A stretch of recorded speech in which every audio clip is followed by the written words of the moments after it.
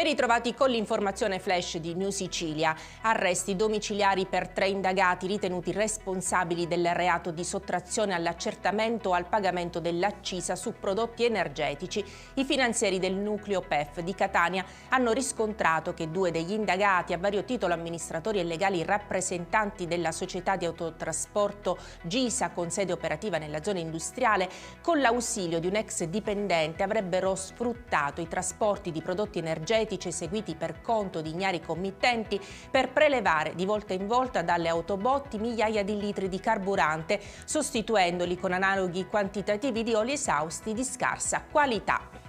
Incendio ieri pomeriggio intorno alle 18 in un garage a Scordia in provincia di Catania. Le fiamme sono divampate a causa delle scintille prodotte da un flex che un sessantenne stava utilizzando e che, raggiungendo una tanica di combustibile, hanno prodotto il rogo. L'uomo, che stava lavorando all'interno del garage, è rimasto ustionato e soccorso dai sanitari del 118.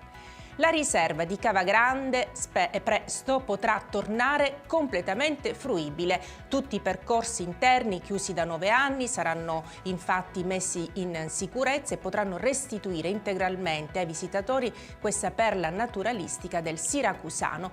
Lo ha dichiarato il presidente della regione Renato Schifani, capo della struttura commissariale contro il dissesto idrogeologico, all'indomani dell'aggiudicazione dei lavori nell'area protetta attraversata dal fiume Cassibile, che si estende per 2.760 ettari nei territori dei comuni di Avola, Noto e Siracusa. Adesso un aggiornamento sul Covid.